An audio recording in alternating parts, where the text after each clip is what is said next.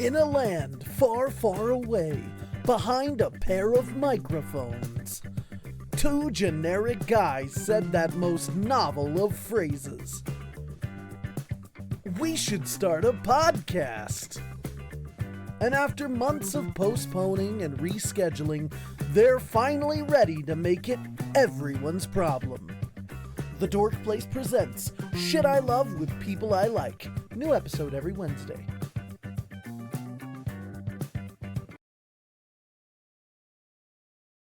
Welcome back, everybody. Long time no see, but I have to be here for today, for Wednesday, because it is Shit I Love with People I Like with my co-host today, Chase. Chase, how have you been this last week? Oh, I've been not too bad. Andor has ravaged my insides, and I don't know if I'll recover, but we're not here to talk about that today, so that's kind of a relief, but I'm doing good besides that. How about you? You know what? Life has been incredibly busy, but in the off time, so to speak, I did manage to finish Clair Obscure Expedition 33, which is the longest name in the history of the world, and I am happy to report that it is every bit as fantastic the entire way through as it was in the beginning. It is literally, if you took every JRPG that I love from like back in the day and put them in a blender, this is what you would get. Like, this game was made with me in mind, for sure. It's the game that I have actually told myself I need to sit down and play it. Like Doom: The Dark Ages is coming out, and I'm very excited about that. I've been replaying Doom Eternal. Great game. But I'm like, yeah, I should play this, because this week for me, I was rebuilding my computer, doing lots of other stuff. I've got a ton of work events and stuff like that, but yeah, it's the game that is most on my radar of you need to sit down and play this game because it just looks so good. I got banged. Hi guys. Sorry, I was double checking something real quick while we're talking about it. Is it still on here? I don't know. Out. Speaking of Doom, yeah, so just so you know, Doom 2016 currently available on GOG for $3.99 if you have not played Doom 2016. That is the best price, because I like Doom Eternal, but Doom 2016 for me was one of my favorite gaming experiences. That game from beginning to end is nonstop, edge of your seat. It's so much fun. It's so well made. It feels good to play. If it is, to me, the gold standard of how to bring a franchise from the past into the modern era, because I think it holds that classic shooter feel, the just run and gun feel, and it takes it up to 11. And it's Doom 2016. If you have $4, buy it on GOG. It's yours forever. You don't have to worry about Steam or Game Pass or anything like that. Incredible game. That is what I've heard, and as someone who has never really played shooters, it's one of them that I've been thinking about getting into.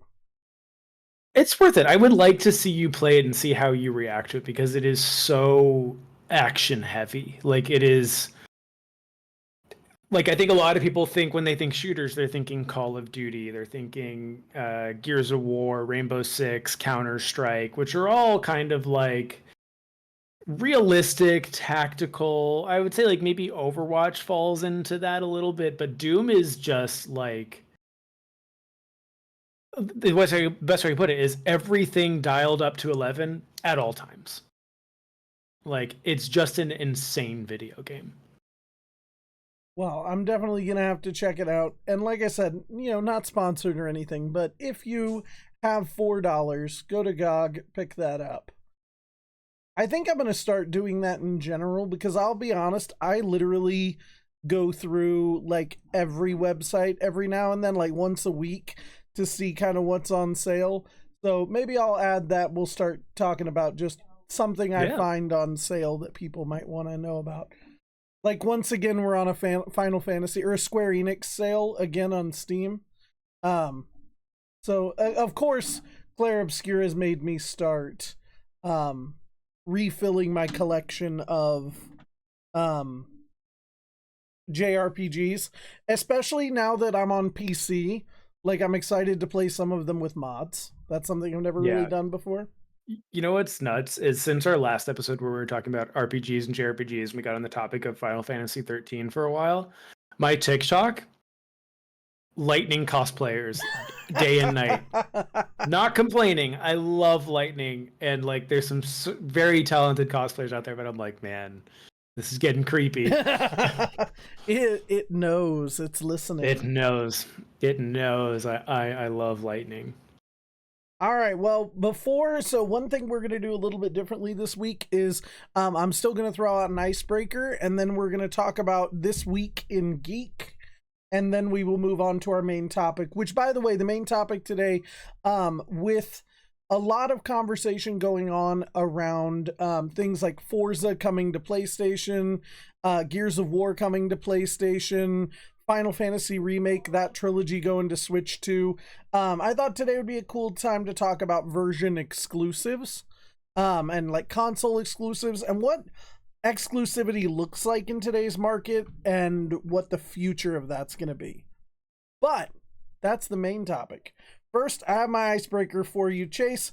So it just came out, I believe it was today, that the CEO of Microsoft Gaming, Phil Spencer, said that with the success of Fallout and Minecraft, which are technically both Xbox games now that Xbox owns Bethesda as well, so their CEO is now saying that they want to make more TV shows and movies off the success of that. So one, how do you feel about that? And two, is there an Xbox franchise or property that you want to see turned into a TV show or movie?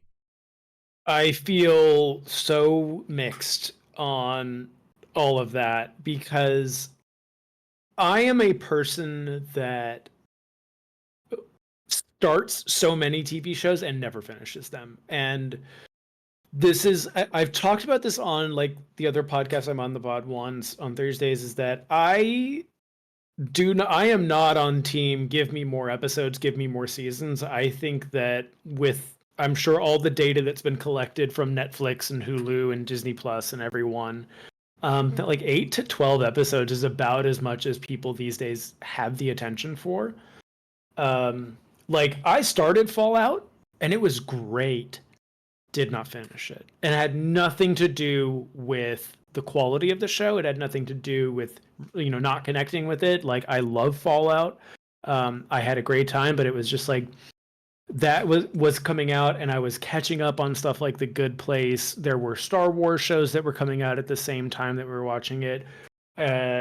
I was like rewatching Twin Peaks again with my girlfriend, and it's just one of those things that it's like, I think the one thing you can't quantify is like, what are people catching up on? What are people watching that they haven't watched? Because you don't really catch up on movies. You just kind of go see a movie and it's like, oh, I never got a chance to see that. Let me go see it. And it's just something you do for 2 hours. Whereas a TV show, it's so much more involved. It's so long and you just got to sit there. So to answer the question clearly, a Hellblade movie is what I would love to see.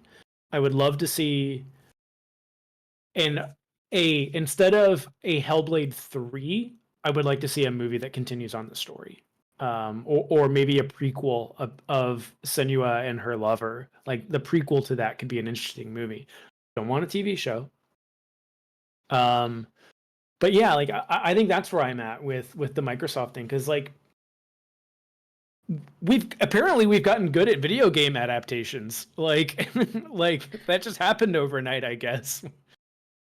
I mean, it's one of those where video game adaptation, you're right, we've only recently have we gotten to any good ones, and I would argue that the Minecraft movie is a success because it's one of these first movies that is capturing the audience after us.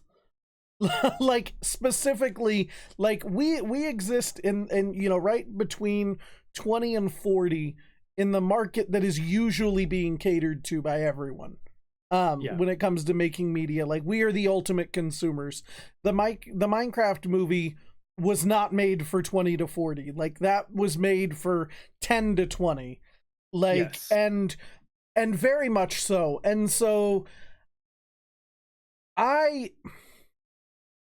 struggle because I feel like Fallout and The Last of Us are outliers, and they're giving hope to the industry in a way that maybe I don't think the industry understands what they're doing.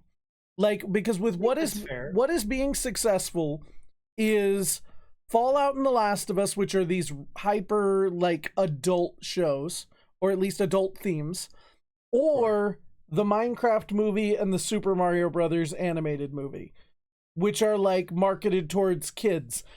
I don't think every Sonic movie. Okay, never mind. I shut up. The Sonic movies are peak. I shut up.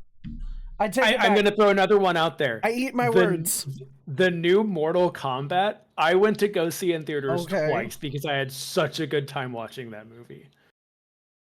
I do agree with Mama P. Gamers are now making the stuff in a lot of ways, but even then, The Last of Us is so good because it's got Neil Druckmann and Craig Mazin making the show together.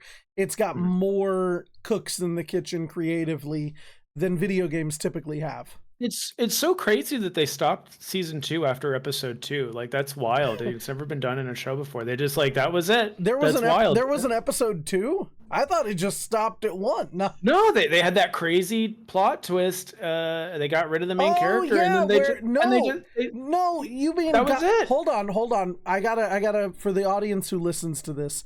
He means when they wrote that Joel and Abby hugged it out and rode off together on their horses and everybody was happy and it was a wonderful ending of the show. Not when he says rode off the main character. That's what he means. Yeah. Like, they was fine. Rode off. Pedro Pascal's doing great. Very bold decision by HBO to just have a 2-episode season. But respect for experimentation. To answer my own icebreaker, by the way, Gears of War. I want a Gears of War TV show so bad. Do you want a Gears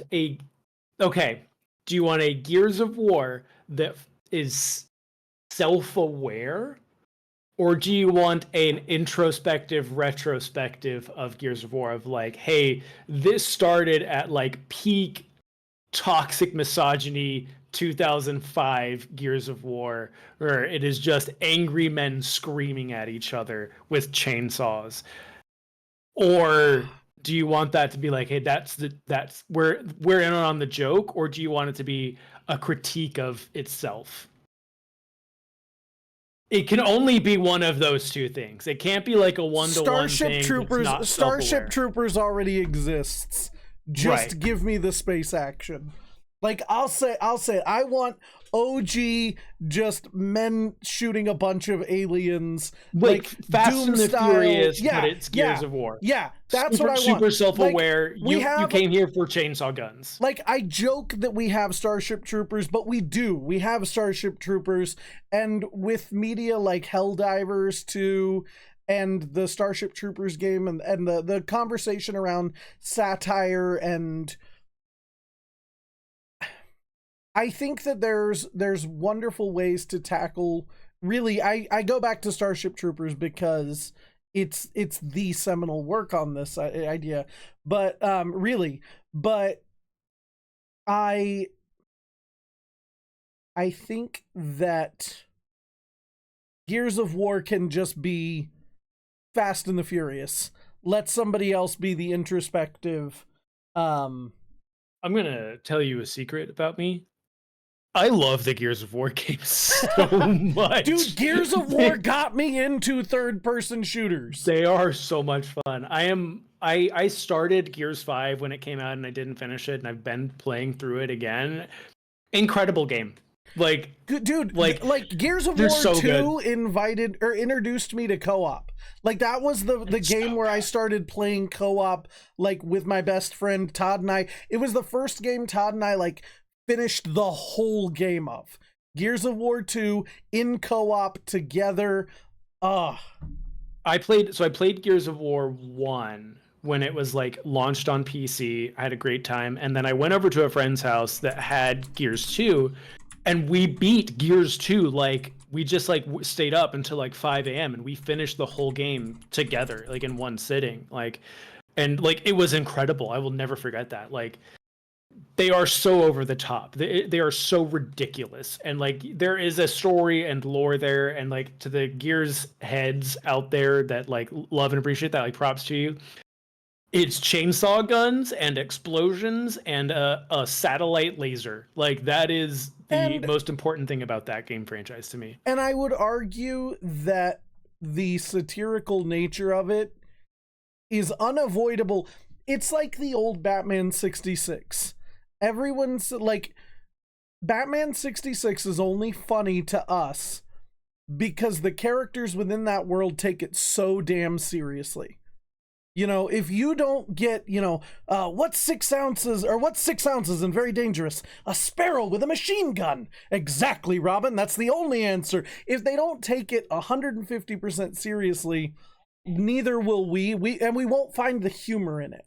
And so I Right. do think that if you commit 110% to the dude bros with chainsaw guns and satellite laser beams, like there is inevitably an element of satire that will be obvious. Oh, I say Yeah. obvious to people looking for it, in very much in that Starship Troopers way, because that movie only works as a satire because it takes itself so incredibly seriously. Yes. And like in the post Cliffy B like director era of Gears of War, which is basically like Gears Judgment onwards, if I remember correctly, when Cliff Bleszinski left Epic, or was like pushed out of Epic, I should say. Um like they have kind of tried to grow up. Like the story of JD and Marcus is like compelling in its own right. And like I enjoy that, but like to your point, they're like, hey, there's something more to this. Like with Gears 4 and Katie being like more of the like has a connection to the Locust and her mother and stuff like that. And like, okay, this is interesting. But it never is like, yes, we can certainly talk about, they're called cogs for a reason. We can explore that further. Don't ever forget we're here to shoot the shit out of everything. And I think that's what Gears has done so well. Like when I was playing it, like my girlfriend was sitting on the couch next to me and she was like, "What's the appeal of something like this?" And I was like, "It's so dumb. It's so meathead level of just like the whole time." That like you shut your brain off and you just shoot locust and you chop them in half and it's like, yep, this is so calming in a very strange way. It's why I really do love the Helldivers 2. Like it's still fun. I every now and then I still go back and play because it's the same thing where you're like, I know this is absolutely ridiculous, but that's why the Fast and the Furious movies are so Yeah. fun. and Like, and yeah, you're right. As long as the character in the universe takes itself so seriously, even though like in the Fast and Furious, it's like, can a Ferrari outrun a nuclear submarine? It's like, with the power of if you family, you bet your ass it if can. you believe it, I believe it too. Well, But yeah, no, like Gears of War is great. uh, And you I could do something really interesting with like a live action adaptation with that. Yeah, I think that a TV show would be the best way to do it, much like what they did with Fallout, which I won't spoil anything, but like introducing you to the world and then slowly kind of unraveling how we got here. That story works really well. And I think that the Gears characters are so over the top that I feel like there's a good chance to connect there. But again, maybe that is just me also being incredibly nostalgic for my love of Gears of War. Hell, the first Gears of War has my favorite achievement ever in a video game, okay? And it's such a niche reference. So in the first Clerks film by Kevin Smith, with all the Jay and Silent Bobs and stuff of the world, in the first Clerks film, Silent Bob has, like, I think it's Silent Bob's cousin is like from Russia, and he's outside of the store and he's singing Berserker, and he's like, my love for you is like a truck, Berserker. And it's so stupid. Okay, it's a little scene, but I love Kevin Smith. The when you beat the Berserker in the original Gears of War, the achievement was my love for you is like a truck, and that's my favorite stupid reference. So good. All right, I'll get off of Gears of War for a second. Yes. We'll end up back on there in a second. Okay, let's talk about this week in Geek really fast. There's been some Marvel news. Did you hear about when Thunderbolts came out, did you hear about the name change? First off. Absolutely not. I have heard that it's like the best Marvel movie since Endgame. Okay. So, everyone's raving about it. So what happened, and I haven't seen the movie either yet, okay? But I have to point this out. It has only been out a week, and Marvel has already changed the name in all of the marketing material to New Avengers. Okay, so when the movie was announced and the posters were out and stuff, the title of the movie was Thunderbolts asterisk. And there was that asterisk at the end of it every single time. And everybody was like, why is there an asterisk? And they were like, well, you'll find out when you see the movie. And that apparently, I'm assuming, is because they changed the name. They become the Avengers, the New Avengers, in that film. And apparently Marvel is now, within the week, now they are branding that film as New Avengers or the New Avengers. I see I'm looking it up. I see one picture with the New Avengers poster, but everything that when you type in, let me just look up New Avengers.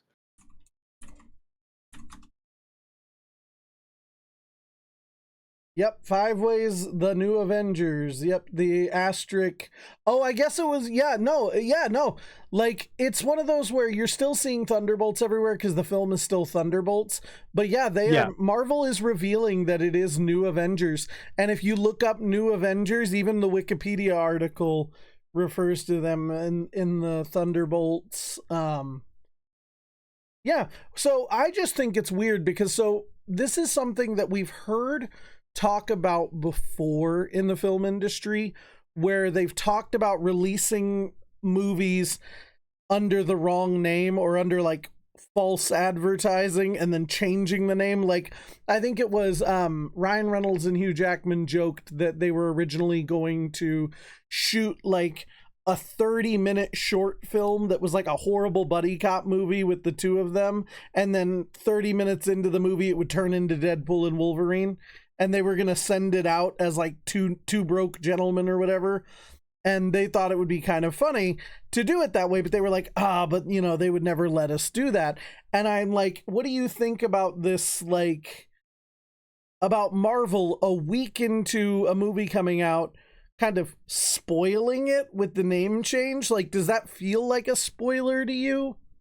No, I don't think so. This is so wildly interesting to me as someone who's like not a Marvel person. Like, I will probably not see this film, but like, I think it's neat that like they're willing to play around with stuff like that and have this more like meta experience with like its marketing of like, yeah, we market it as this, but it's really not that. It's totally just the New Avengers.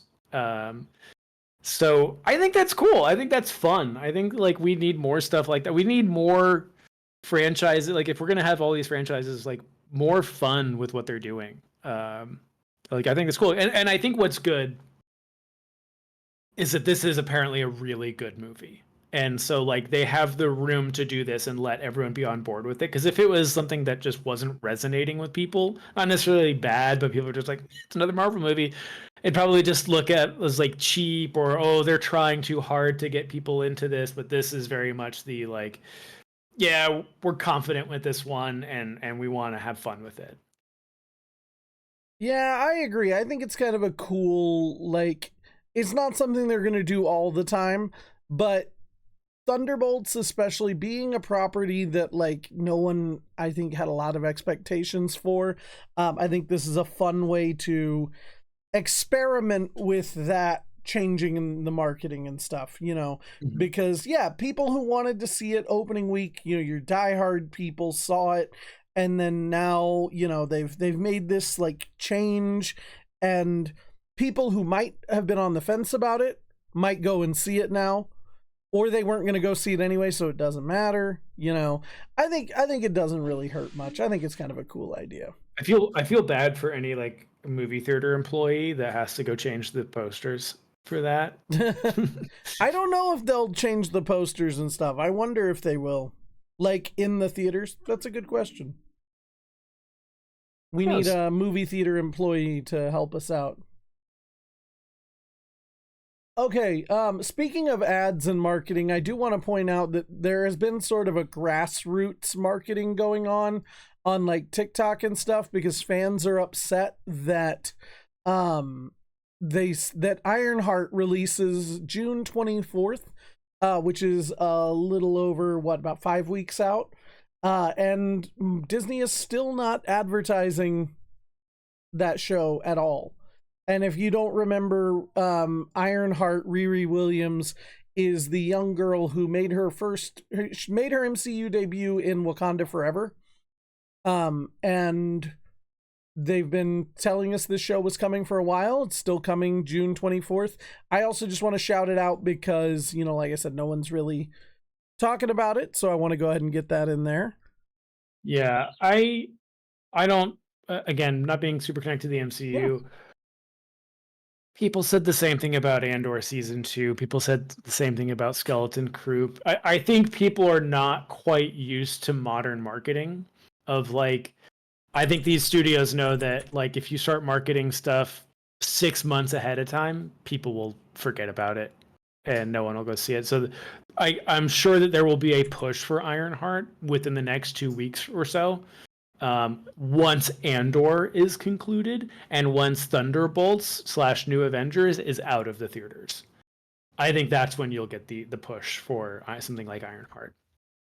Yeah. I mean, it is disheartening to see, a show with a young black female lead Sure. seemingly not getting the same attention. Well, not even seemingly, just not getting the same attention as Yeah. like Daredevil Born Again, which we never talked about, but I'm a huge Daredevil fan, and that was a great trailer for season 2. That's all I have to say about season 1.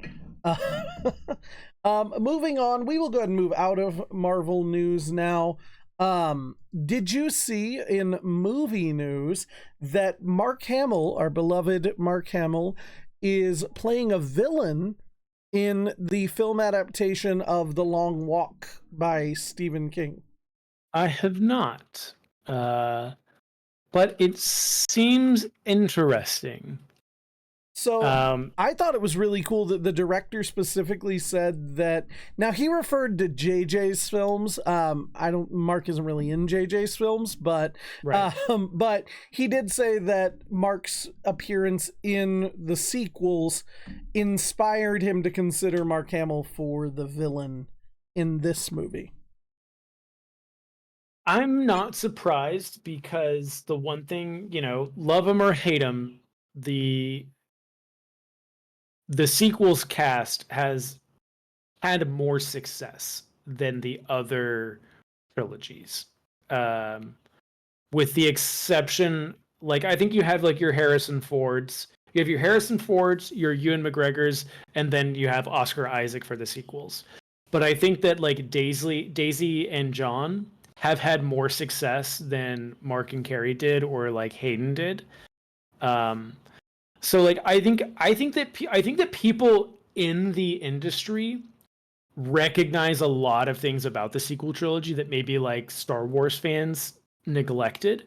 Um, I think if we look at The Last Jedi compared to A New Hope, Empire, and Return of the Jedi, like he's had 40 years of voice acting and new roles to really up his chops. And whether you agree with how Luke was written or not in The Last Jedi, Mark Hamill did an incredible job in The Last Jedi. So I think it makes sense that people are recognizing people like Daisy Ridley and Mark's performance and people like John Boyega because they're getting work. They're getting good work, and they're getting work. They have like the option, like Daisy Ridley is able to pick which movies she wants to do. She's not doing the Hayden Christensen, yep, we need generic white male to be an action movie right now. It's like, no, I want to do what I want to do. And she has the luxury and she's able to get these roles. And I think that's great for her. And I think it's great for Mark that people, recognize that he's more than Luke Skywalker and he's more than a voice actor. So good for him. Absolutely. And if you guys aren't familiar with The Long Walk, it's really good. The movie looks good. The trailer looks really good. Yeah, I think I think it's just cool to see Mark Hamill on screen, on the big screen as a villain. I think that's going to be really cool. Mm-hmm. And, yeah, I mean, talking about Mark Hamill's, acting in The Last Jedi, I just want to point out that, a good actor doesn't need to necessarily even love what he's doing in order to put out a great performance. And that's not to say that he doesn't like it now and stuff. That's just at the time. I know, yada, yada. We'll talk about it some other time. Sure. Anyway, I do want to acknowledge, I know we like to not be too political, but I don't give a fuck. I do want to acknowledge this because I think it's important. So, the Trump administration has just announced their plan for a 100% tariff on movies not made in the United States. And I think that this is important especially for geek stuff, because this impacts films like Star Wars, even TV shows like Andor. Like, there are locations around the world that are iconic to especially these film franchises. Like, when you think of Lord of the Rings, you think of New Zealand, like, fuck, Tatooine is what, Tunisia, right? Yep. Like, I mean, Star Wars, even Andor, like, I want to look at, like, when we talk about visuals, cinematically, there is a difference between what is filmed in the volume and what is filmed on location. And the two that I really get, I really draw a distinction between is Kenobi and Andor are great modern examples of this, because Kenobi is good. I don't mind Kenobi. It is obvious in spots that it's shot on the volume. Yes. Whereas I think when you look at stuff like Kenobi, Mandalorian, and stuff like that, where there's a lot, I'm going to say heavy usage of the volume, because like a lot of Kenobi and a lot of Mandalorian was shot on location. And like, yes, but I also like, if you're watching these shows, like, just to absorb it, like, I think it's less noticeable than like if you're looking for the volume, you'll see it. Here's the best way I'll put it. Here's what I think it is. It is not noticeable until you compare them. Sure. That is my thing, is like, Kenobi was fine. Kenobi looked good.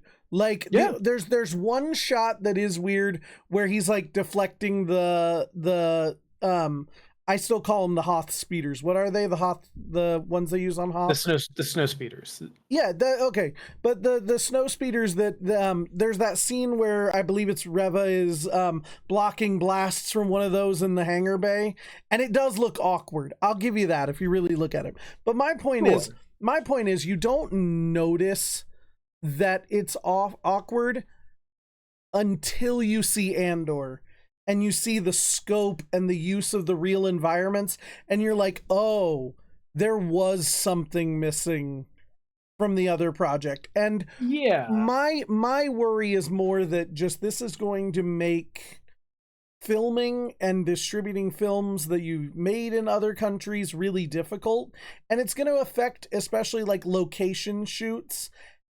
And it really affects us as geeks because sci-fi and fantasy require something that looks familiar yet also otherworldly. And we don't have a lot of that in the United States en Yeah, masse. well, so let me lay this out in two separate ways. There are amazing landscapes in America. I think if for anyone who's been on a road trip across America, like it's a beautiful geographical wonder. It really is. And sure, I think it would be great to have more production companies put more money into economies like Montana, right? You know, or North Dakota or Alaska that don't get a lot of attention. I think it would be great. Do we need to go to Norway, or can we use Alaska? You know, do we need to go to Tunisia, or could we use Arizona? And I think that there's validity for both. And here's the thing that I have an issue with on all of this is so brain dead of an option for this, because like, sure, do what Atlanta did and be like, hey, we need to drive revenue, we need to drive tax, you know, more tax dollars, give tax breaks to production studios to come in. That's why Stranger Things does not need to be set in Atlanta. They filmed it in Atlanta. The Walking Dead does not need to be set in Atlanta. You could set that anywhere in the world. They did it in Atlanta because it was a better option for them. Start offering tax breaks and tax relief for states and cities that need it. Make North Dakota, if you're ever doing any shots in the wilderness, you get a tax break if you go to North Dakota. I think that's a great idea. That's an amazing idea. But sometimes we're telling stories that aren't centered in America. We're telling stories that, you know, maybe do need a different landscape, that really need like really big glaciers or vast deserts. And maybe we do need to go to Tunisia. Maybe we do need to go to New Zealand. Maybe we need to go to Iceland. It is okay to have a global infrastructure, and trying to say like, we're going to punish you for trying to tell a story that isn't American is authoritarian dystopian craziness. Like I said, there is a way to address an issue of like, hey, we should encourage more filmmaking and production in America. In the same way you can say we should encourage more manufacturing in America. Like, hey, you get a tax break if you move your production of t-shirts back to America, we'll give you a tax incentive to do so. Great. I think people would be all over that. The auto industry has taken advantage of this multiple times. The fact that it's just like, we're going to charge you if you leave the states to tell a story and make a production out of it, insane. It's such an out of touch thing. I agree, and I think that's a good way to put it, is just incentivize us to work in home as opposed to internally as opposed to externally. Incentivize it. Don't punish us for working externally, especially when you've created the market environment that has driven people to film elsewhere. Like, Yeah, you know, there's a lot to it. Give, perfect example, give Disney and Lucasfilm a reason to not use the volume. Give Hollywood a reason to not just film every single set in Hollywood, Los Angeles. Like, why are we filming train scenes in a you know, steel building on Hollywood Boulevard? Why are we doing that? Why don't we just pay train companies? Why don't we just incentivize production companies to go to places like you need to shoot something in Oklahoma? Go to Oklahoma. Give them a tax break because you went to another state and filmed it. That sounds like a great idea. Don't go to Oklahoma. Just Kansas. As living in somewhere. Kansas, just stay away from Oklahoma. Sure. But like, you know, there are stories to be told in the Midwest. There's Absolutely. Geography of the Midwest that can be used. Like, you want to tell a story about farmers, like, you know, look at what Interstellar did when they planted all of that corn and they went to the Midwest to shoot that. Like, and then they sold off all the corn that they planted for that scene. They sold it off. They made money back because of that. That's Like cool. incentivize creative usage of America's geography. Don't punish people for wanting to tell a story that takes place in France, that takes place in China or Japan. Why would you do that? Like Like like incent like everything that this administration has focused on, I just think we should be expanding rather than taking things away. We're taking create, whether that's creativity, whether that's basic human rights, we should be expanding these things, not yeah. limiting them.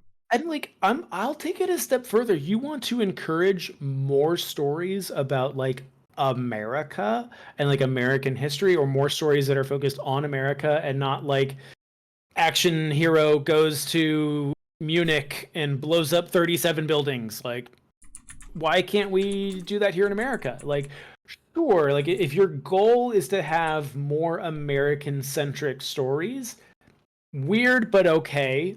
I'll play along with this just for funsies, but it goes back to what we said: incentivize it, don't punish it. Yeah. You win more flies with honey than you do vinegar, right? Yes, yes.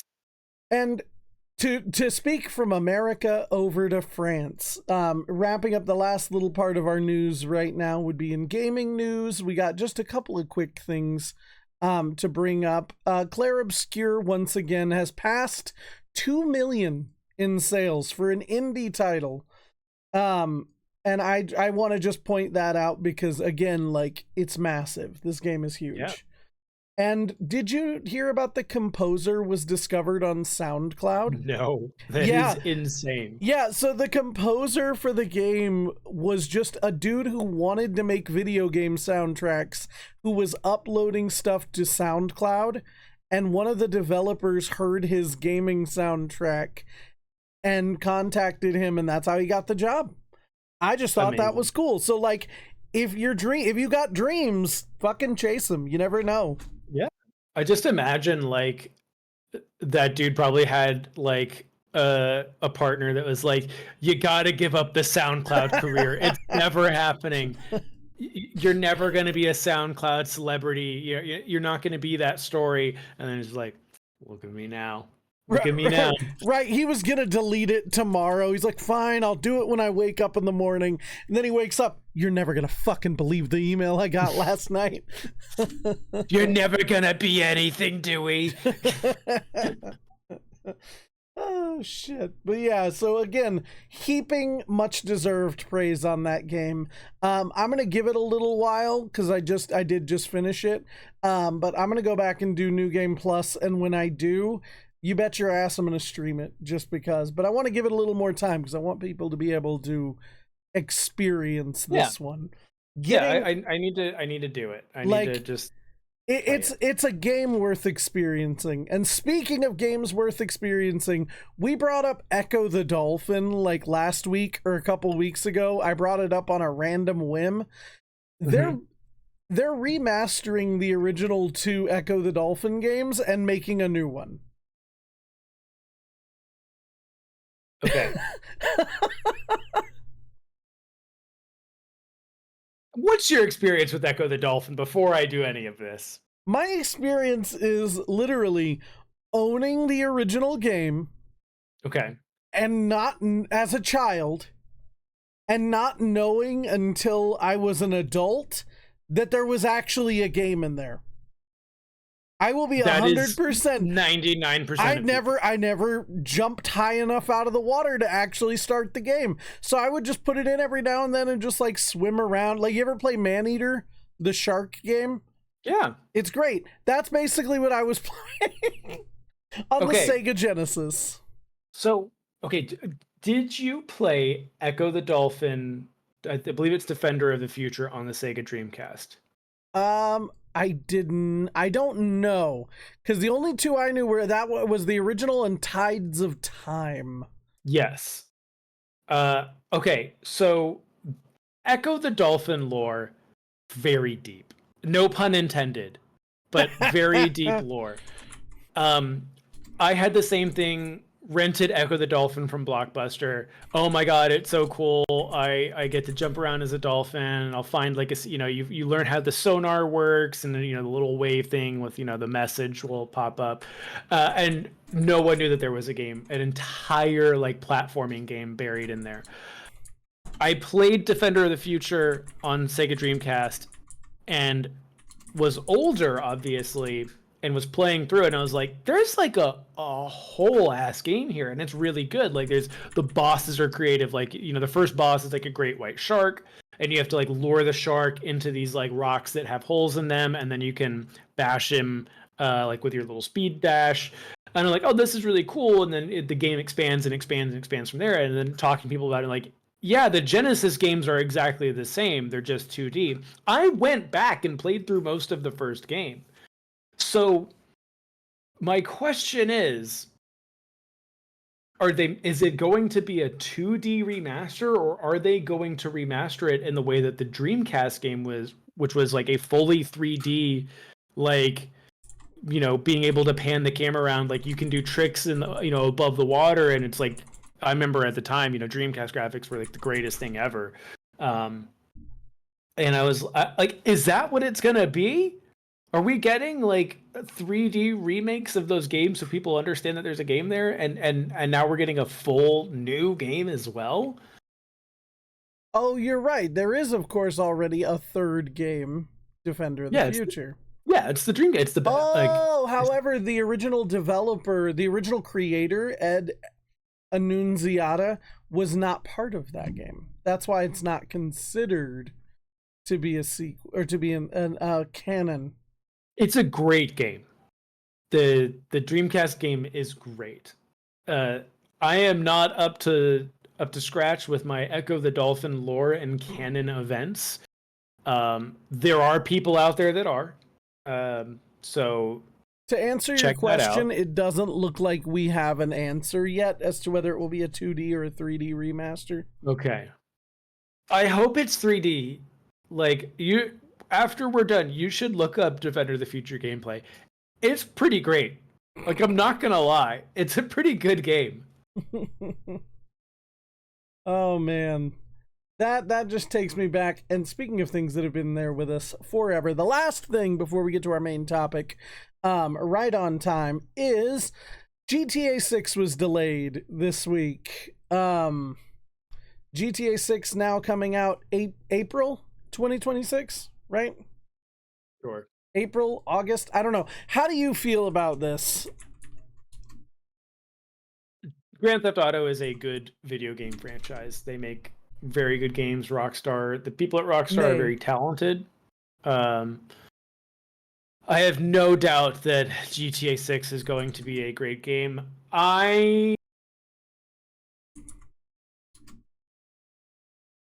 GTA 5 came out in 2013.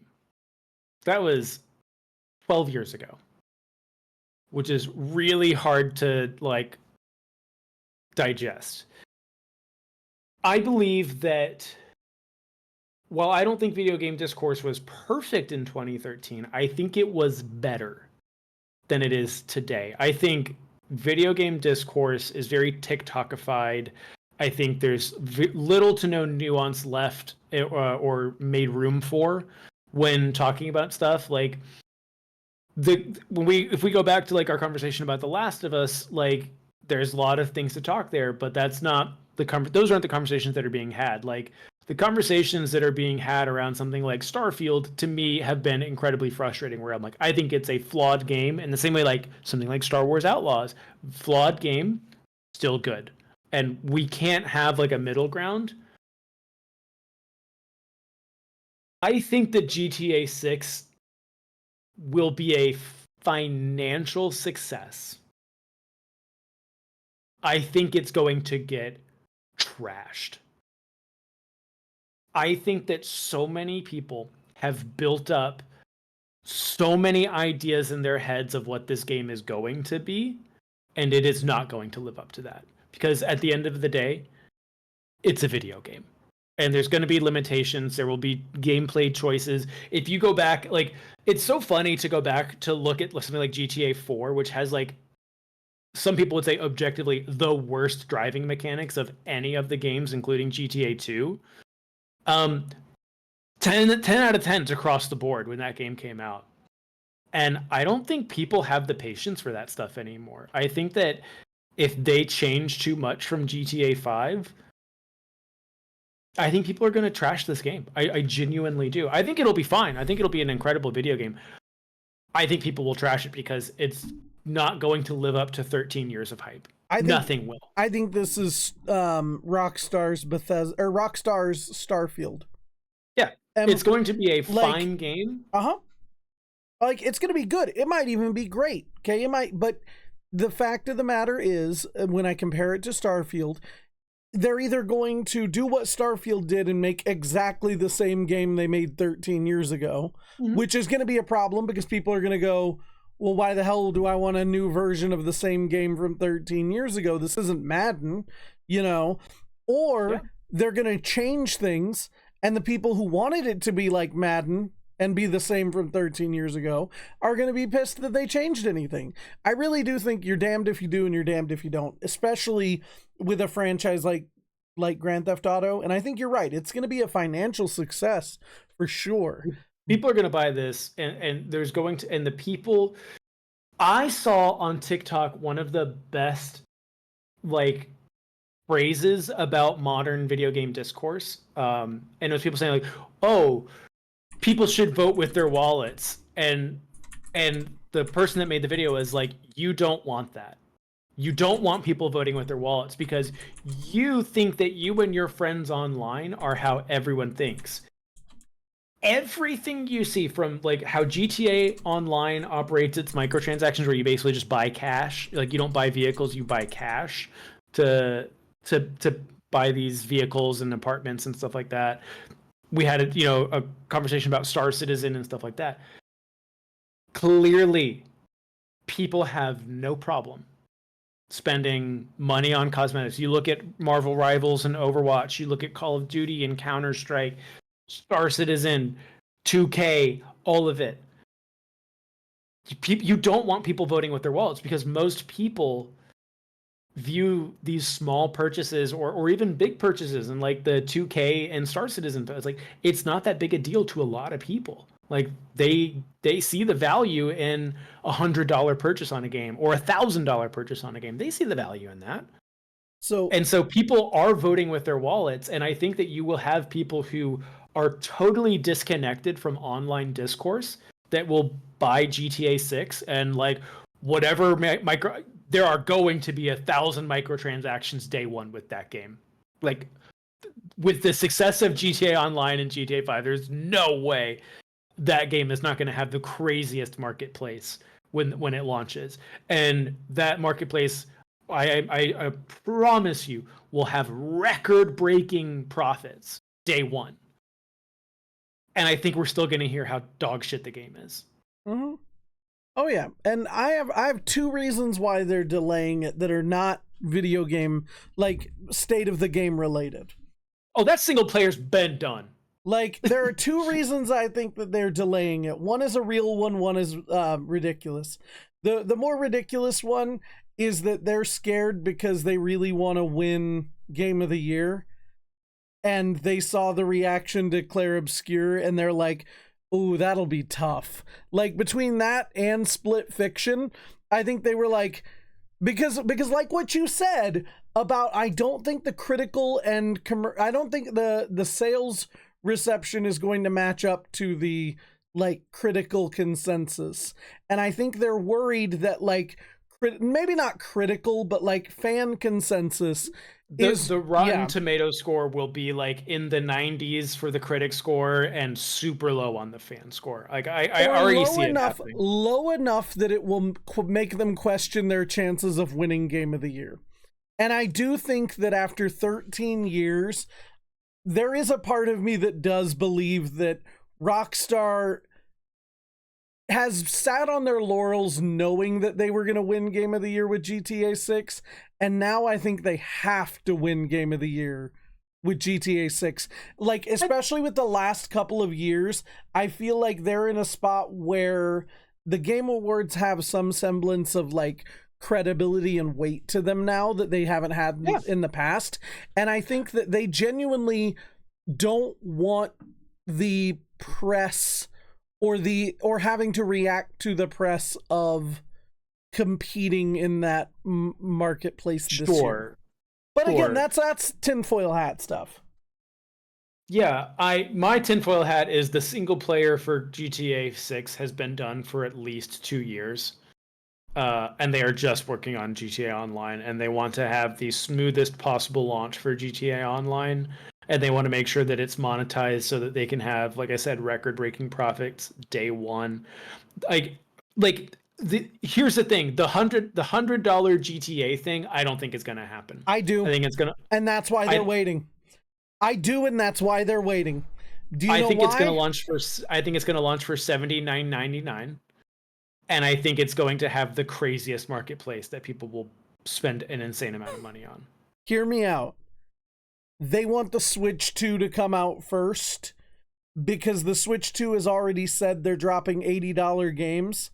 And I think they want to watch the market before they commit to a $100 game. I think, or whether they want to commit to that or not, I think they've already committed to the idea of a $100 game because people will pay for it. If for no other reason than what they're going to sell is the $100 that has the game for 80 and the online included, essentially. And because right now you can buy that with GTA 5 and Red Dead Redemption, you can buy separate versions where you buy the online separately. Right. I think that the $100 version will be the full game, including with the online access. But I think that they saw the reaction to $80 from Switch, and they know that the market is going to adjust. And they know that people are going to whine and complain, but then they're going to deal with it. And like we always do as consumers, we always end up just taking it no matter how much we bitch. And I think that once, Donkey Kong comes out for $80, then when they drop GTA for $100, it looks like a fucking bargain compared. Here's where I disagree. And I'm not saying that Rockstar is going to do this. They don't care about the sales of the game. They don't. I think how quickly GTA 5 was on sale for both digital downloads for when it came out on PlayStation 4 from PlayStation 3, and then when it came out on PC, and how quickly they discounted that. Red Dead 2, never pay full price for that game. It is on sale every other week. They don't care about the price of the game. It's the marketplace that drives everything for them. The GTA Online has made billions upon billions of dollars on its own. I don't think they're going to do it. They could release GTA 6 for free. They could.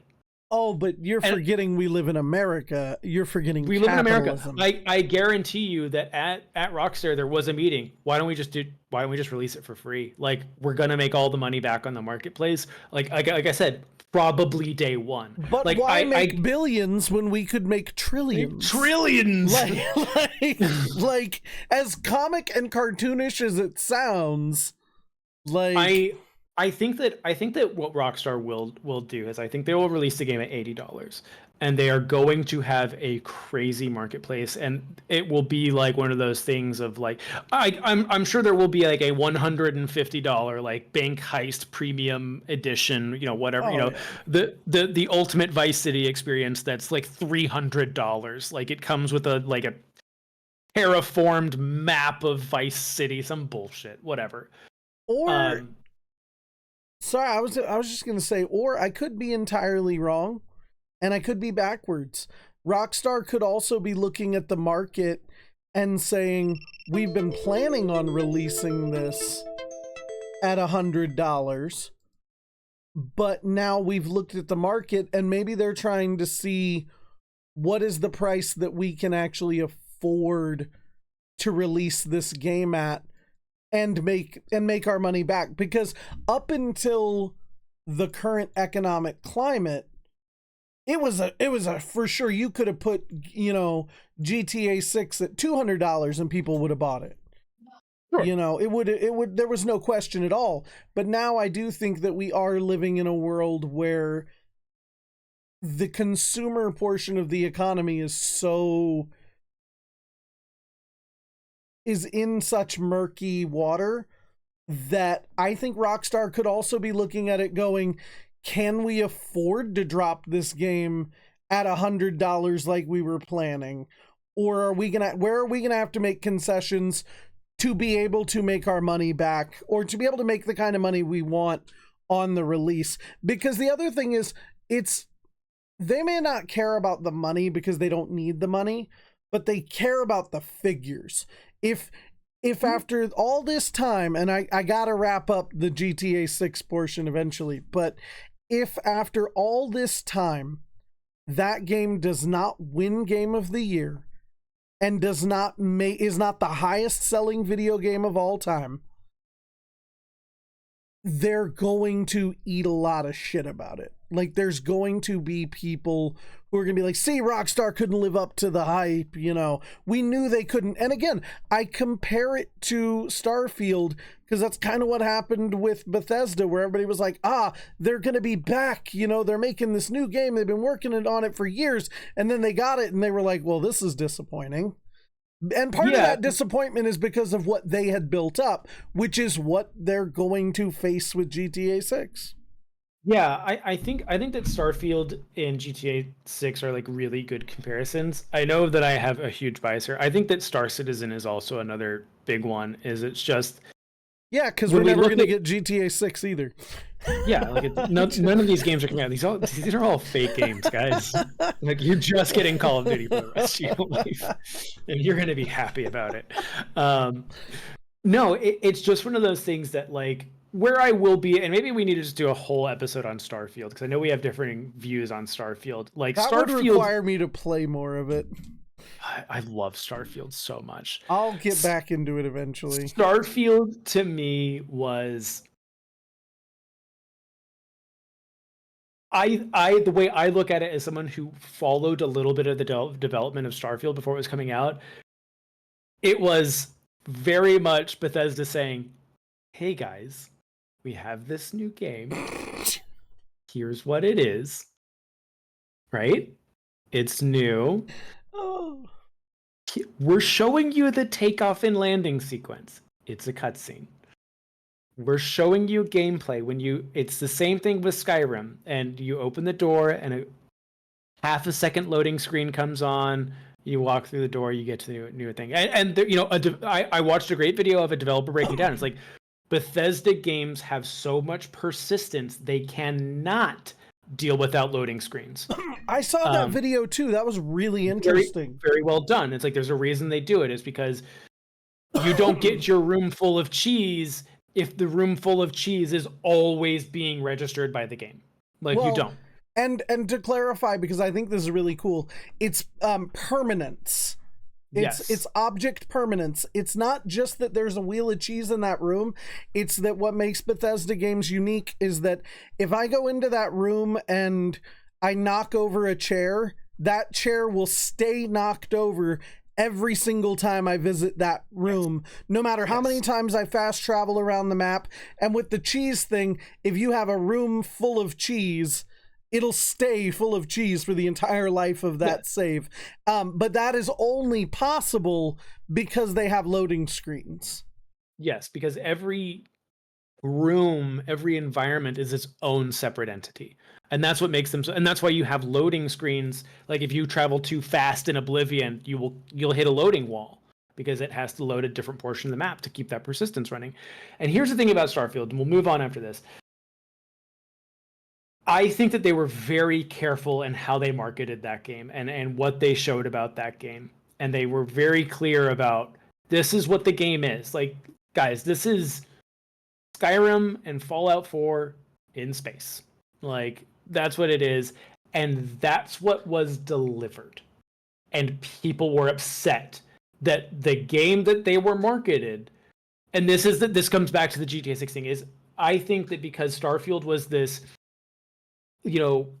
amorphous blob of a video game for 15 years that we didn't know anything about it, and everyone had the idea of what a truly next generation Bethesda space game could look like, which you let your mind run. It's great. Star Citizen has the same problem. GTA 6 is going to have the same problem. Like, oh my God, I'll be able to like run the hooker empire. And it's like, no, there's no hooker empire in GTA 6, guys. Well, Like, god that's damn not it! Now I don't even want the game. cancel your pre-order and your $1,000, bank heist cash roll that you microtransaction out of.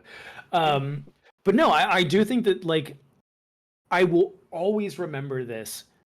There was a Reddit thread on one of the Elite. I think we talked about this, like a Reddit thread on the Elite Dangerous expansion, where someone had devised a quest in their head, like a mission of like an orphaned child trapped on a derelict space outpost on a moon, and you had to save them, and you had to manage your oxygen as well as their oxygen. And I was like, wow, this is really cool.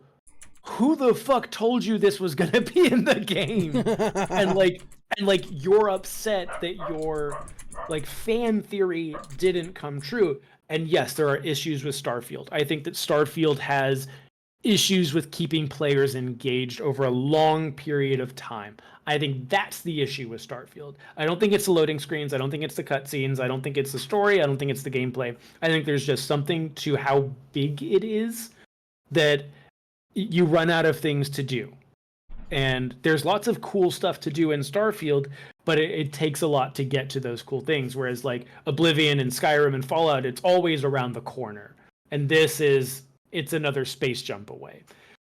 It's cool, but that's the thing, is I think that people built their own narratives up of what a game is supposed to be, and they let that ruin their experience. And I think that GTA 6 is going to run into this. Starfield ran into this. Star Citizen will run into this. There's other games that people are waiting for, like, oh gosh, what's that one?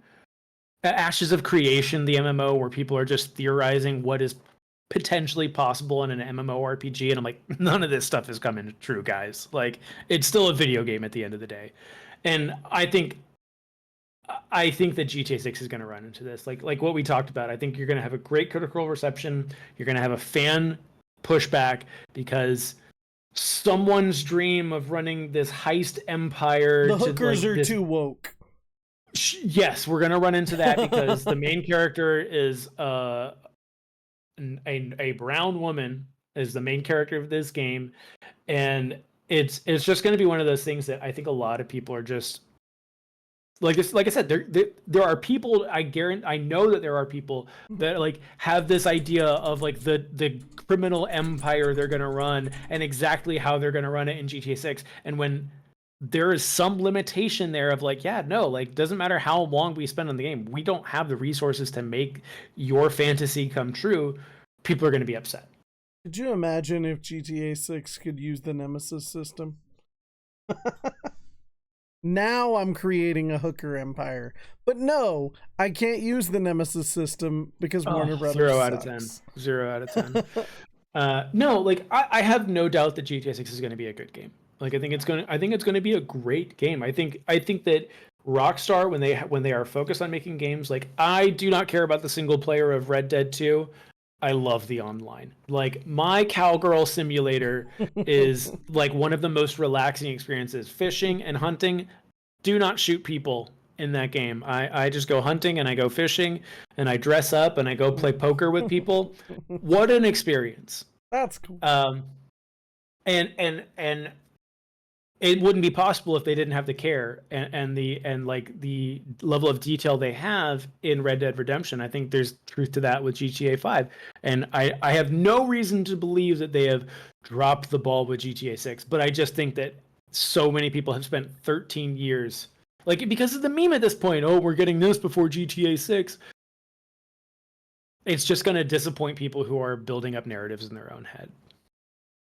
I think that's a good way to put it. And you know, we compared it to Starfield, and Starfield was technically a console exclusive to Xbox, which segues us into our main topic, which is about version exclusives. And now I brought it up earlier at the start of the show, and I want to bring it up again real fast. So just this week, we had Forza 5 come to PlayStation.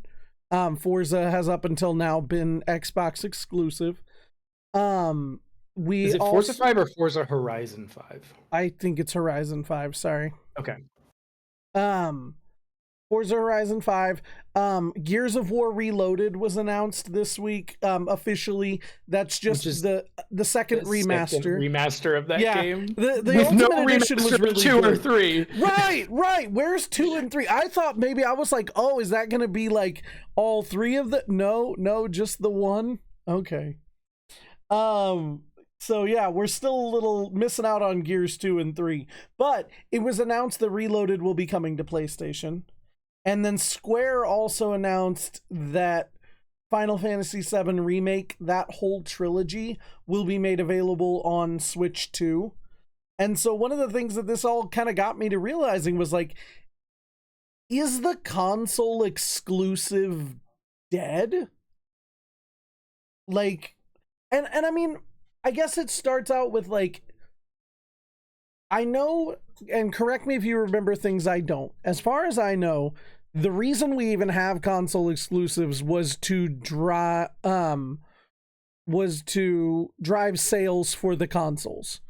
Yes. So specific developers would have deals with specific consoles, and customers would buy consoles based on the games that they had to offer. Like, I know I was a huge Sony guy because Sony was where the RPGs were. That was where all the Final Fantasies, you know, and it continued even into like The Last of Us, God of War, Horizon. All of those were or are still PlayStation exclusives. And we'll talk about PC in a second because that's different. But what do you think about like console exclusives in general? Did they impact you when you were a kid? Stuff like that. Yeah, so like if I go back way back to like when I first started really playing video games, like we had a family computer. So like a lot of my first games were PC games. Um but I did have a Sega Genesis. I still have a Sega Genesis. And you're right, like the big conversation, Sega versus Nintendo. You know, Sega does what Nintendo don't. Don't ever forget that. But like you would get Sonic, you would get like Vectorman, you would get Altered Beast on Sega, and then you would get, Mario, Zelda, and Metroid on Nintendo. And then you would get stuff like Street Fighter, which would be available on Nintendo and Sega because that was made by Capcom, and Capcom was like, yeah, we are just a publishing company. We want to make as much money as possible, so let's just throw it on Nintendo, let's throw it on Sega. I think like the only company they had like a gripe with until like the 2000s would have been SNK. So like there were no like Capcom games on Neo Geo, but Neo Geo wasn't like a player Yeah. in America I'm at like, all. oh shucks. Like King of Fighters like was available in the States, but no one was playing it. They were all like King of Fighters was blowing up in Japan and in some parts of South America at the time because like there were deals with SNK and Neo Geo to sell to South America, which is why like some of the best King of Fighters and Fatal Fury players are from South America. But that was 100% it. Is like the exclusives were what drove the console sales, and the differences back then, like keep in mind, like Mortal Kombat 2 and Mortal Kombat 1 on Super Nintendo did not have blood. And that was a big deal for like Sega, is it's like, No oh yeah, shit. you're playing. Yeah, it's dust. It's just like So I little brown. wasn't crazy. No, there's Oh no blood and man. gore on Nintendo. Because I had a The old like Sega Super and Nintendo. I was like, I would swear that there wasn't blood at my cousin's house, but there was at mine. And No. that's why. Because I had a Sega like, and he had a Nintendo. Yeah, Midway. So before Warner Brothers purchased Mortal Kombat, it was owned by Midway, and that was like Nintendo's whole thing was like, we want the sales of your very popular arcade franchise, but we are the family computer. Like keep in mind, in Nintendo it was the Famicom and or in Japan it was the Famicom and Super Famicom. So they were not comfortable with having blood on there. So they said, yeah, we'll just rework it so that it's like, dust flies off and it's like a regular game. And then that was the selling point. That's why like MK3 I can't remember if 3 Ultimate was on Genesis. It might have been, but that was like the selling point of it. It's like this is the adult version of Mortal Kombat, not the baby version of Mortal Kombat. And so you had all these things, but then as I think all of these companies started to coalesce and you started to lose companies like Sega left after the Dreamcast and it became like Microsoft took its place. I think the weird thing that we're at now is this is the conversation that was being had with the PlayStation 3. And honestly, if we're being 100% honest, this was the conversation that was being had with the original Xbox because the Xbox was the direct Xbox. It was using a PC graphics API to run games on a console. That's why it's still called the Xbox because it ran DirectX, which is what your PC runs. Oh. And the conversation the conversation around Microsoft entering the console space was it's just because they're just becoming PCs. Like that's what it is. Like hooking your console up to the network, like getting the Ethernet adapter for the PlayStation 2. Like it's just becoming a PC. I think we're going to see within the next 5 years another shift. And I think it's going to be in the console space. It will be up to Sony and Nintendo again. I think Microsoft will leave the console space. Yeah. What I could see them doing is making or I'm going to say this, focusing on, we have like the Series S and Series X right now.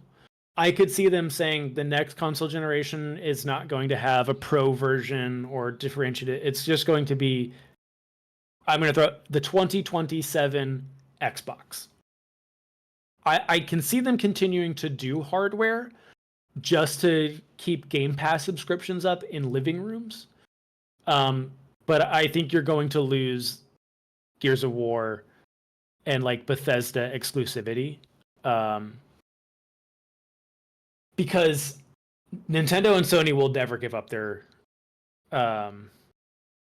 super, super serious. Like, I don't think Last of Us will make it onto a Nintendo console and Mario won't make it onto a Sony console. I don't see that happening. We're seeing it more with stuff like Horizon, because Horizon is a Sony-backed exclusive. That's a Guerrilla Software game. Final Fantasy is a Sony-backed Square Enix game. Helldivers 2 is Arrowhead. These are not Sony games. Astrobot is not coming to Xbox. Astrobot is not coming to Nintendo. And I think that's the thing, because everyone talks about PC, it's going to change. It's never going to take over.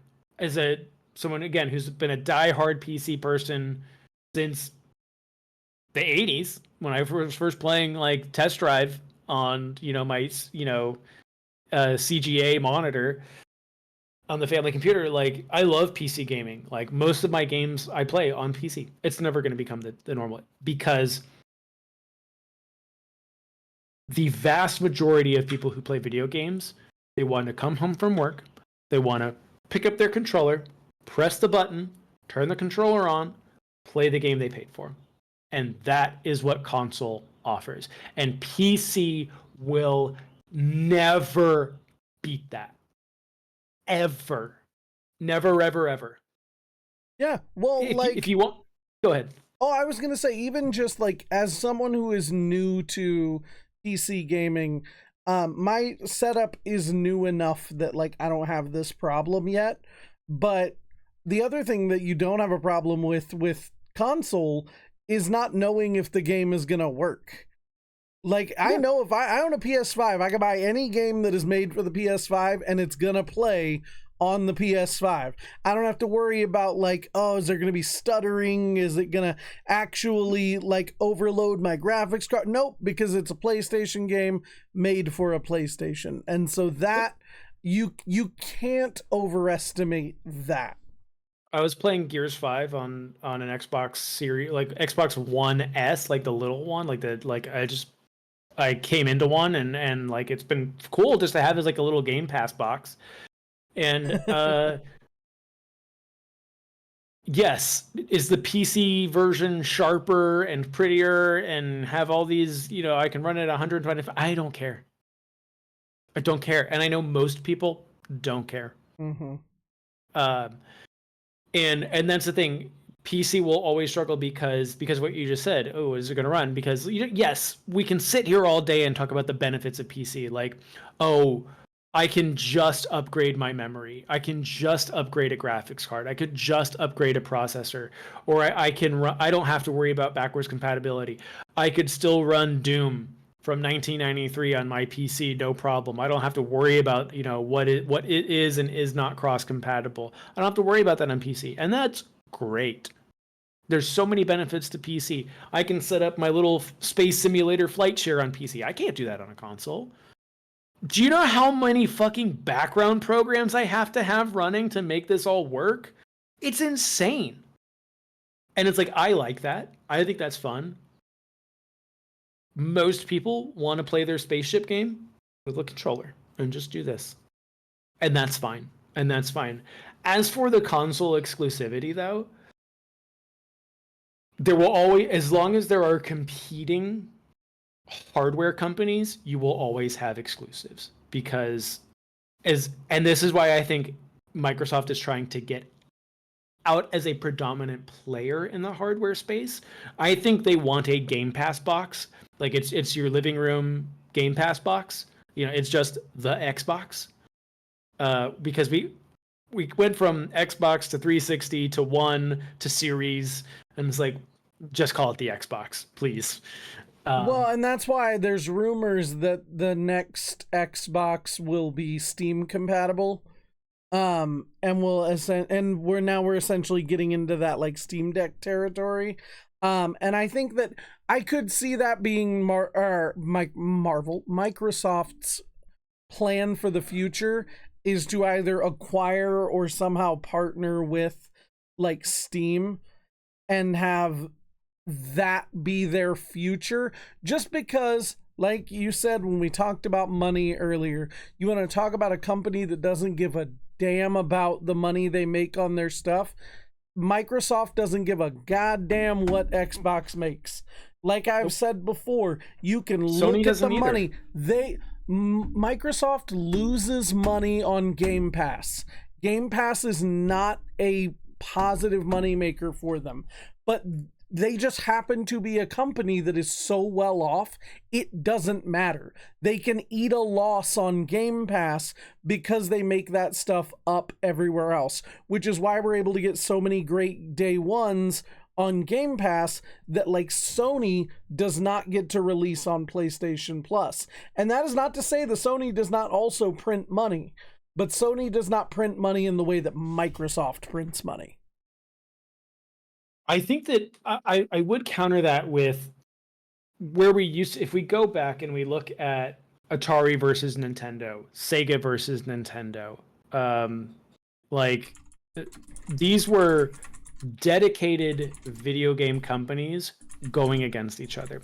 And in the mid to late 90s, you had Sony enter with the PlayStation, and the history behind the PlayStation is very interesting, and how it was supposed to be a Nintendo console, et cetera, et cetera. Sony was booming in the 90s because of the Walkman, because of their TVs, because of their headphones. Like they had their electronics business alone was so unbelievably huge in the 90s, and that carried over. It carries over till today. A majority, well, I'd say that the share has probably gone down because of companies like TCL, and because like I think less and less people, TVs have gotten so good that less people care about their TV now, and you can get a really awesome 4K TV at Target for like $200. So I would say in the PS4 era, it was pretty common for people to have a Sony TV, like playing Xbox on a Sony TV. To compare this, I just want to put a pin in this particular talking point. Sony's net worth, according to Google, we're just looking at the AI here, just a quick glance. Sony's net worth is 156 billion, whereas Microsoft's is 3.2 trillion. and it cannot be overstated that is that is over 3 times as Yeah. much as The what. world runs on Microsoft. Yeah, Like, and that is what I mean, is like, I am not saying that Sony does not print money, that $156 billion is not a ton of money for them to be worth, but I just mean Microsoft can do things like run Game Pass at a loss because they just print money. I think it's also like, yes, they run Game Pass at a loss because it's not just Windows, it's all of the server companies that they have purchased. The cloud store, like OneDrive, is an amalgamation of server storage companies that they have purchased. Like the reason that they're worth that much money is because they've bought so many companies, and that all of those companies' net worth have all coalesced into the Microsoft name. Yeah. And that gives them their net worth. Whereas Sony does it differently. Oh yeah. If both companies were to back away from video games completely, like, they would take a hit, like, no doubt, like that would be a financial hit. If Microsoft backed away from video games and Sony backed away from video games, they would still operate. Nintendo does not have that luxury. Like, if they stop doing video games, they're out. Like, that's all they do is video. Like, they have merchandise sales, which will, people will always buy a Mario t-shirt. Like, it's just going to happen for the next 30 years at least, is people will be buying Mario and Zelda t-shirts. It's going to happen. Pokemon itself, like Pokemon plushies, is like $1 billion industry in itself. But here's the thing: is Microsoft could just say, here's the Xbox, you turn it on, we've taken the disk drive out, we're never doing a disk drive again. This box comes with a 6-month Game Pass subscription, have fun. Like, yeah. and it's like, I could see them doing that, where it's just like, yeah, as long, and here's the thing, yeah, we don't have discs and we're not focused on exclusives. If you want to spend $700 on a PlayStation 5 Pro or a Switch 2, you could, but the Xbox is only $250. They could sell it, because if you remember, like, I believe it was the end life of the Xbox 360, or it might have been like the early life of the Xbox One, where they were just selling consoles for $100. They were like, it's $100, and we do a payment plan for, like, you hold a, like, Xbox Live Premium Plus subscription, which was like $30 a month or $50 a month, and that pays off your Xbox. Not enough people did it to do it, because, like, I think when you look at most consumers, like, that makes sense when you're buying, like, a car for $30,000. It doesn't make as much sense when it's a console for $500. It's like, I could save up a couple paychecks and get an Xbox, where that's not really the case for a car or a house. So they stopped doing it just because there just wasn't a lot of consumer demand for it. I think as far as the exclusive stuff goes, I think Microsoft will back away. I think Microsoft doesn't feel like... Which is funny, because Microsoft has been killing it with their, like, with their exclusives. Like, I mean, Avowed was really good. South of Midnight was great. But how many of these exclusives are Microsoft Game Studios games? Those two. That's it, pretty much. Yeah. Like, say what you will about, Starfield, whether you liked it or not, it probably still today... Yeah, it probably still today has the highest download rate through Game Pass. Like, I think it still holds the record. Like, that's big. Like, the Elder Scrolls Oblivion remake is a big deal for Game Pass. Microsoft Flight Simulator, another huge one. It's like, Flight Simulator is a wildly different experience, but, like, you still had, because of Game Pass, you had people just trying out Microsoft Flight Simulator. Like, there are tons of games that just, like, thrive off of Game Pass. The fact Call of Duty is on Game Pass now, like, changes everything. It really does. Like, I didn't buy Black Ops 6. You crazy? I still played a ton of it on Game Pass. Like I bought Modern Warfare 3, the one before it, and like I got my money's worth out of it. And then when Black Ops 6 came out, I was like, yeah, I'll just play it on Game Pass, and I had a good time. I think that they're going to focus on that. I think they're going to focus on, they own Bethesda, they own Activision. I think they have a partial ownership in EA at this point. I think so. They definitely have deals with them and Ubisoft. Yes, there's contracts have been signed with Game Pass. And I think that's just what they're going to continue to do, is they're just going to say, yeah, we're just going to do this so that, like, if you want to play the new cool upcoming title, not the best way, the easiest way, the most affordable way to play Call of Duty, to play 2K, to play FIFA, Xbox. That's what they're going to focus on. Because look at something like The Last of Us. Why do you think they keep re-releasing that game? 'Cause it sells. And they want to make their money back on it over and over again. Buy the $100 collection of both now. And I think it's one of those things. The reason you're getting Horizon Forbidden West remasters already, or like they're talking about doing Horizon Forbidden West, because like the Horizon Zero Dawn remake or remaster, whatever they did, I don't know how they handled that, but like that came like a few short years after it came out.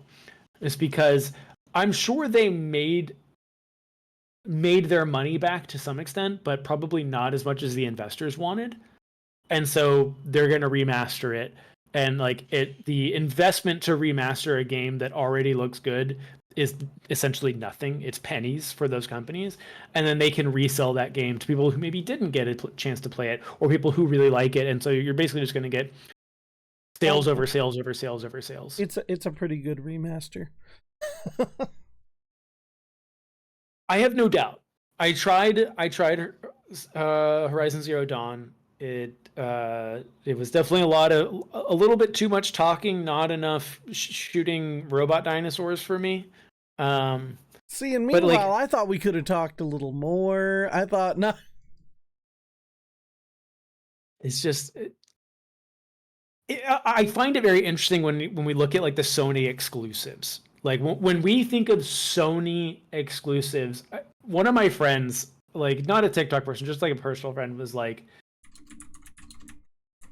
it was like every Sony exclusive is someone who is slightly off center of the camera walking through trees. They're like, that is every Sony exclusive. And I was like, that is horribly accurate. I mean, and I was like, oh, because you think about it, I was like, no, hey, Ratchet and Clank. Slightly off center, there is a forest level. Okay, fine. No. But no, like it is one of those things, like, and it's not to like trash, Horizon or Last of Us or God of War or anything like that. But like I do think when it comes to stuff like this is where I get hung up with the Xbox thing, is because something when you look at like Forza, like regular Forza, not Forza Horizon, regular Forza versus Gran Turismo, it really didn't matter. Like it just mattered which console did you already have. Did you have a PlayStation? Okay, and you want to do like racing games, you bought Gran Turismo. Did you have an Xbox? You bought Forza. And I think that there were, if we go back to Xbox 360, like there were differentiators. Like Xbox 360 was like the shooter console, and PlayStation 3 was like the adventure and like console. There was that, you probably remember the brief window of time, like early Xbox 360, where it was the JRPG console for some reason. But that's why that happened, though, was because the people who were working with Square were working with Sony, and they moved over to want to make their own stuff, and they had to make them on on Xbox you because had they didn't want to work with Sony anymore. But what's really weird about it is like that's why Final Fantasy 13 is so weird, because it's the first Final Fantasy that wasn't console exclusive to PlayStation. And so you're right, like, but that's why it was so jarring to us. It wasn't just because it was different, it changed the formula. It's specifically because it broke the rule. And not only was it not console exclusive to PlayStation, it wasn't even on fucking PlayStation. It was only on Xbox at first. Yeah, it's weird because like you had like Right? the original. No, it launched Did it Final launch Fantasy on both? 13. It launched it both at the same time. Okay, I might be wrong. I'm sorry. There were But there's memes. like the other ones like Lost Odyssey and Blue Dragon and stuff. Yeah, because the memes going You're around right. because like You're right. Final Fantasy 13 and Metal Gear Solid 4 came out around the same time, and all the memes were like, "Oh yeah, Final Fantasy 13 is You're coming right. to Xbox," and it was like because it's DVDs, it was going to be an 18 box set. um, but yeah, because like you had Nier, like the original Nier, not Nier Automata, like the original Nier. You had Lost Odyssey. You had Last Remnant. You had 99 Nights. Mm-hmm. You had all of these like, and they were like big name like developers like working on new projects. Like Lost Odyssey was it Lost Odyssey or Near that was like supposed to be a Final Fantasy game? Oh, that was Lost Odyssey. Yeah, That was and it was like supposed to be 13. yeah, and it was just one of those things of like it was wild, and I think that like sometimes it pans out, sometimes it doesn't. Because I don't think it panned out for. I think Microsoft learned like people come to Microsoft to play Call of Duty and Gears of War, not anime fairy fantasy. Yeah, Uh, and it kind of like sucks because we have a lot of those games that you mentioned that are console locked now, and that Xbox will not remaster or re-release because it won't make them money, because that's not what those systems and were about. and this is the other thing of that like if you go back far enough, you'll definitely see it. But like third party exclusives is where things get really muddy because like if you wanted to remaster Last Remnant today, like you would have to. I think that's either a Square or a Koei Tecmo game. I can't remember, but it was a Microsoft exclusive, and like they would have to go through a company that like really probably has no interest in doing that. Like Microsoft has no say in that. Like if you read any of the Tony Hawk 1 and 2, Tony Hawk 3 and 4 remastered, like those were nightmares to do because of the music alone. Like they had to reach out to record labels that didn't exist anymore. Like so That's they had to like crazy. they had to find like members of bands who like where most of the members were dead and the record company wasn't around anymore, and they're like, well, we want to do this but we can't do it because like copyright stuff, like, and it's like yeah, like it was a nightmare to do that stuff. And that's when we get into like the third party exclusive stuff is where it gets really really muddy.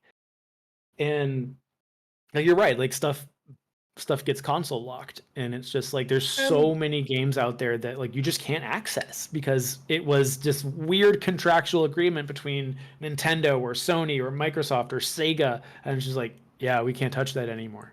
and I know that one last thing I want to touch on, because I know you got to go in a few minutes here. I just want to bring up, speaking of like console availability and stuff, like there's this thought nowadays that everything comes to PC eventually. Um, and I mean, there is the minefield of like what gets a bad port, which is something I keep hearing about. And there are games that are like unplayable, like the Max Payne games are unplayable without mods because of something broken. Like Yeah, it's like a DirectX thing that's like broken. But overall, should we really be calling it console exclusivity, or really just like release exclusivity?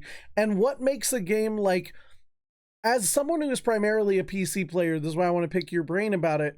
Where does it come into your mentality? We can call this the final thought about whether or not to get something for console or to wait for it to come out on PC. so to answer two things, uh there's no such thing as true exclusivity because, like, if you remember, I don't know if you remember this, Final Fantasy 7 and 8 were not Sony exclusives. They both were on PC. They both had big box PC releases. Like within a year, I think, of each of both Final Fantasy 7, Final Fantasy 8, the Resident Evil games had PC releases as well. There's like a very famous, like really good version of Resident Evil 2 in Chinese that's like considered one of the best versions of that game.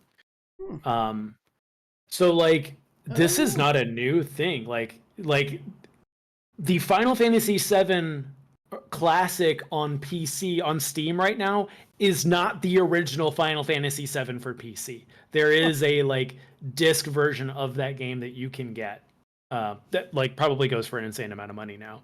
So for me, I have this weird thing of like, do I get it on PC? Do I get it on console? Is how intense do I feel the game is going to be? Something like Armored Core 6, I want that on PC because I want to be close to it. Something like a racing game or something like Jedi Survivor, you know, Star Wars Outlaws, something like that. Those are, I think, way better console experiences because they are, not that they're easy, but they're a little bit more laid back, more story focused and stuff like that. And I think that they serve couch gaming better. Not perfect, because I could get Final Fantasy VII Rebirth right now on PC, but I don't want to. Like, I want to play that game on a 4K TV with a controller sitting on my couch and like being able to just soak that in that way because like that's how I played the original was like on my PlayStation, like on a CRT TV.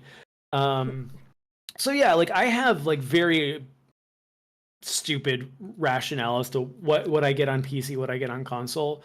Because like both there's room for both. Like a game like Doom Eternal, I tried playing that on controller on TV like a month ago. Awful experience. Holy cow! I can't believe that game exists on consoles. Like, but yeah, like there's also other games that just don't work on consoles. Like Star Citizen does not work on a console. You know, like more tactical games like your Tarkovs, your Armas, and Ready or Nots do not work on console. Like they're just too complex and complicated for a controller. So that to me plays a lot. So like, and I don't know, like there's other things like I bought Metal Gear Solid 5 on PC and it just felt wrong playing it. Like I was like, what? I was like, no, this is a TV game.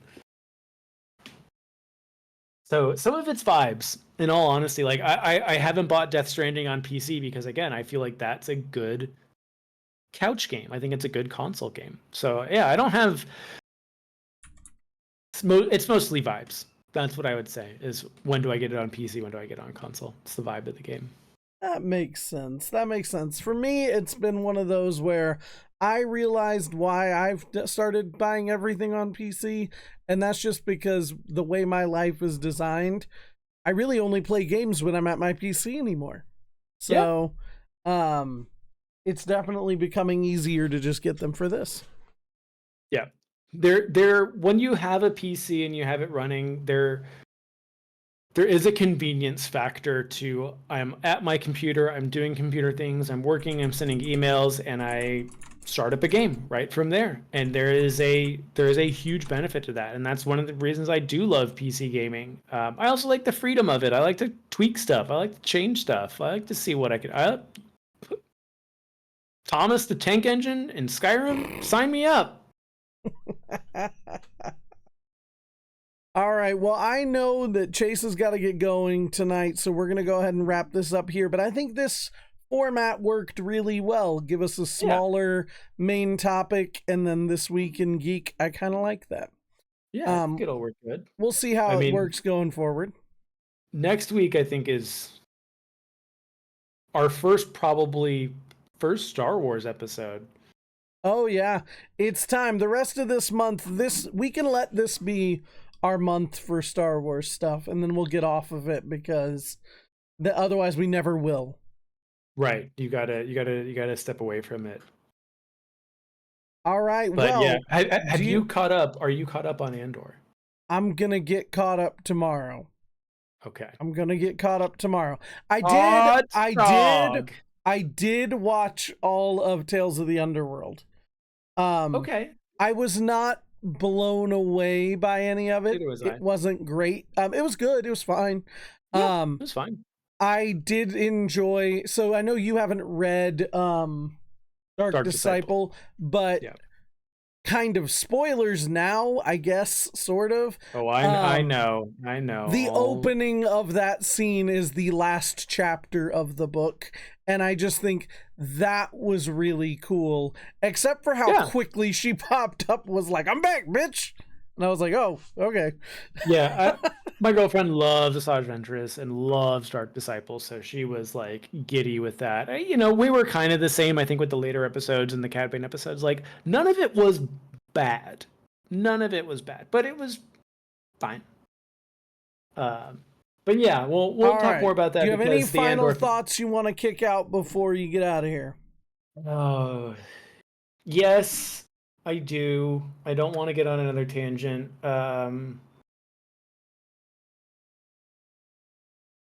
I hope that both GTA 6 and Star Citizen and Ashes of Creation are huge successes, because like what we talked about on that Star Citizen episode was, if these games do well, I think it sends a message. And I think the same way that like we could talk about Andor next week, this sends a message that like taking your time, allowing people to, within reason, like let the game development breathe and all of that